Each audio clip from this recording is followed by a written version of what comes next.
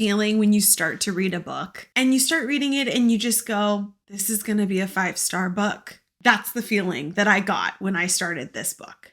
Hey everyone, my name is Amanda and I'm the Fun Size Reader, and today I wanted to talk to you about The Serpent and the Wings of Night by Carissa Broadbent. You guys, this book. I immediately had to record this video. I finished the book really late last night and I was like, I have to record this so that you guys could see the reaction that I had to this book. I have not had a 5-star book in 2023 so far. It's the end of January. This was the last book that I read in January, and I was getting really sad because I was not getting any 5 stars. And then I queued this book up. The Serpent and the Wings of Night has been kind of on my radar for a little while now. I saw videos on it. I saw TikToks on it. I didn't really trust things, to be honest with you. I thought people were just being overly excited about a book because I've been kind of burned on books in the past where I kept seeing lots of hubbub about them and then I didn't really like them. And so I just kind of kept going,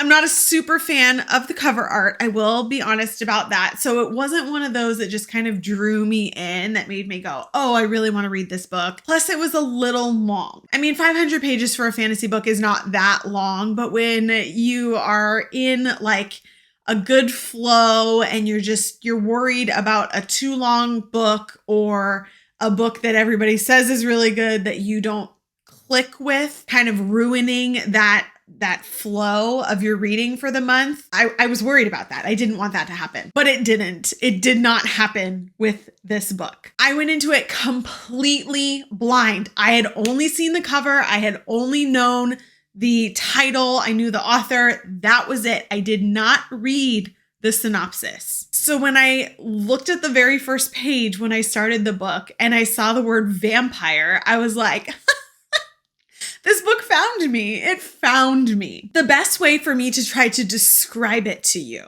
just like one-liner description of this book. It is a vampire Hunger Games. Do I need to say more? Do I need to say more? Vampire Hunger Games. Come on. Like, go pick it up. That's all you need to hear from me. You don't even need to hear, I mean, I want you to hear the rest of the video, but you don't even need to hear the rest of the video.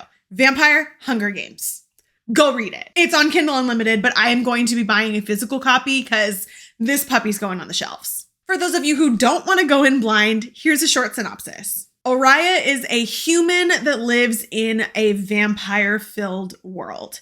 She is the daughter of the king. She was rescued as a child by him and grew up as his daughter, training to compete in this competition that's hosted every 100 years by the goddess that created vampires. And in the end of the competition, you get granted one wish to whoever survives. All of these vampires that have been living for hundreds and hundreds of years all wait to compete in this competition to be able to win that wish. But it's now time for it, and Oriya has been training for it as well. So as the only human competing amongst a bunch of bloodthirsty vampires, she has to try to win, and she might have to make some allies with a very attractive and powerful vampire throughout the competition. You guys, 5 stars. 5 stars. I knew it from the beginning of starting this book. I started it. It drew me in. I just kept wanting to read it. I read it so quickly for it being kind of long, which was one of the things that I was worried about. But oh man, it just drops you right in. You're so focused. The way that it's written, it just pulls you into the story and you are invested. The world building was so clear and so, I don't want to say easy, but that's how it felt as a reader. You just knew it. And the fun thing about this was, you know how Twilight, like I grew up obviously with the Twilight vampire era, right? Where vampires were beautified. They were made enticing. You wanted to be the vampires. That was not this book. The vampires were killers. They were predators. The humans are the prey. Like, it was a complete 180 from all of the like vampire stuff that I've read in the past. And it was kind of really refreshing to have the vampires be deadly, to be preying on the humans, to be fighting back against them. Like, it was so good. It was so good. Spice rating on this one is a 2 chili peppers. It is a slow burn. It's a romance, but it is slow. And I think the pacing on it was done so well. Like, all of the things that happened that led up to the romance, that you kind of just, you felt it as it went along. Like, I really liked the pacing of this book. I'm a slow burn. Like, I love slow burns. I'm a slow burn reader, and this slow burn was really, really good. Now, there are some trigger warnings for this book. There is an author's note at the beginning of the book, so you can look at it first before you go into anything. There are discussions of sexual assault. There's a lot of gore. There's a lot of violence. There's bloodletting. It's obviously a vampire book. So make sure that you are aware of those triggers and go check out the author's note prior to reading the book. Before I get into spoilers, if I'm just going to tell you if you should read this book, you should. I think you should. If you like The Hunger Games, if you like vampires, like, you should read this book. Before I even finished, when I got to a point that my jaw had dropped, I was reading last night, I had like 80 something percent left. Like, it was very late in the book. My jaw dropped and I gasped. And I legit pulled out my phone as I was walking, and I sent a message to my Daddy Niktos group. That's a couple of us that we love Daddy Niktos. And I sent it to them. I said, you guys need to read this book right now. You need to read it. It's different from Daddy Niktos. Very different, but it gives me similar vibes and feels.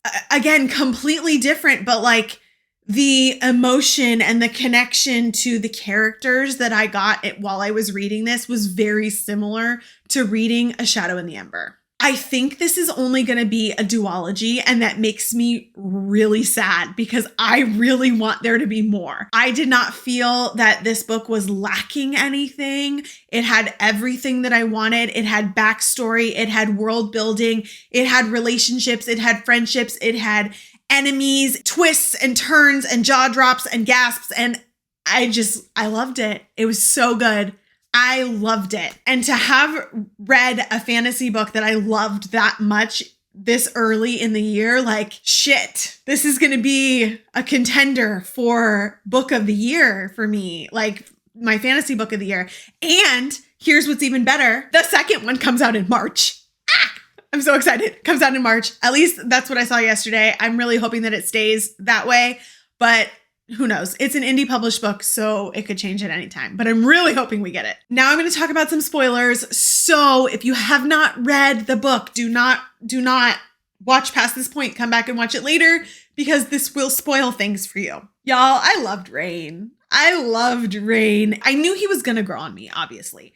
He took a little while to grow on me. But I love that he was a turned vampire. I love that he was human. I think the way he ended up becoming the heir was a little bit of a push. I got it. I understood it, but it was a little bit of a push. And I knew he was the heir from the beginning. Not from the beginning, but from the point that we saw that he had scars underneath where he had been tortured, I was like, oh, he covered up an air mark.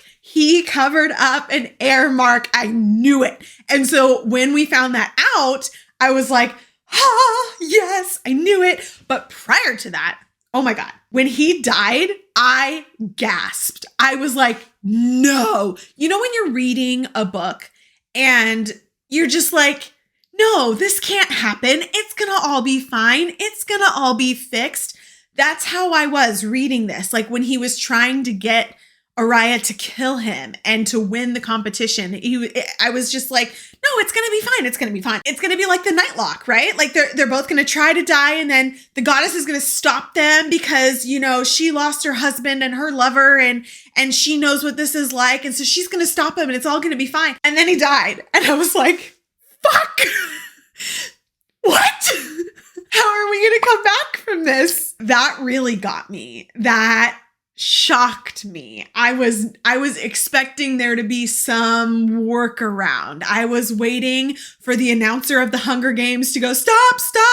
Oh, we have 2 winners now. We did kind of, but I did not expect that that's the way it was going to go down. I loved that twist. I thought it was so good. And then finding out after he died that he was the heir, like I knew he was. And so we needed that confirmation. But then finding out that Vincent was actually her father, jaw dropped. I was like, oh my God, she's not just human. And I had the inkling. I was like, how can she have this power? How is she as a whole human? How does she have powers? Because none of the other humans that they talked about could defend themselves, had night fire, anything like that. So how did she have it? She had to be something more. But I had no clue. I thought that we were going to get like from a different kingdom, or, there was powerful humans or a different kind of being that she was going to be. I did not get that she was part of Vincent, that she was actually his daughter. Yeah, that one threw me. That one threw me good. And then the ending, they're married. It was not a happy marriage. She feels very betrayed. Arguably so. Like, I don't disagree with Araya. I would be betrayed. But now she's talking to Jasmine, trying to like get her army to rally. Like, what do you mean? What, like, you just saw all of the destruction that Vincent killed all those, 500,000 people, and you want to fight this? Like, I get it. No, you don't want the violence and everything that's coming with the Rishon army, but like, we need to be smarter here. We need to be smarter. I don't know how things are going to go in the next book, but I am so sad. So sad that this might only be a duology. Like, this is great. And it made me really want to go back and read more of Carissa's books. I also really liked the side characters. I almost cried when she killed Ilbrahim. I know I'm butchering that, but Ilbrahim in the end, I almost cried. I was like, oh, the way that she wrote that character, totally and completely a side character. The way that she wrote that, though, it just gave me so many emotions. Like, he was truly trying to prove himself. He was trying to become what was taken away from him. He was defeated. Like, my heart broke in that scene. The other scene that broke my heart was when she saved the little girl. Like, all of the scenes with the vampires hunting the children, they got to me. I read the very first scene of the book because that's kind of how it starts out, when she's killing the vampire that's hunting the child. And I thought I was going to put it down. I was like, if we end up having vampires killing kids throughout this book, I will not be able to do this. So I was really happy that while the vampires in the book were dark and they were predators and they were dangerous, there was that fighting back and trying to save the prey, trying to save the innocent. Like, I really loved that aspect of the book. I did. It made me so happy. And especially to have such a different feel for vampires throughout, but to still have that fighting for the innocents and protecting the people who can't protect themselves. Like, loved it. Loved it. I am so excited for book 2, you guys. I'm so excited. And I know this book has quite a few reviews on Amazon now. I haven't looked at the Goodreads total, but I'm really glad more people are reading it, and I think more people should. Let me know what you think. I'm going to drop the link for the physical copy of the book down in the description below. But as of right now, it is available on Kindle Unlimited. I'm going to be ordering a physical copy. I need to rearrange my shelves, but it's going to go on it. It's going to go on it because I need to have this book. Thanks for chatting about The Serpent and the Wings of Night today. Hope you guys loved it as much as I did. And I hope we love the second one just as much. Don't forget, you can also find me on all the social media at The Fun Size Reader. See you guys next time.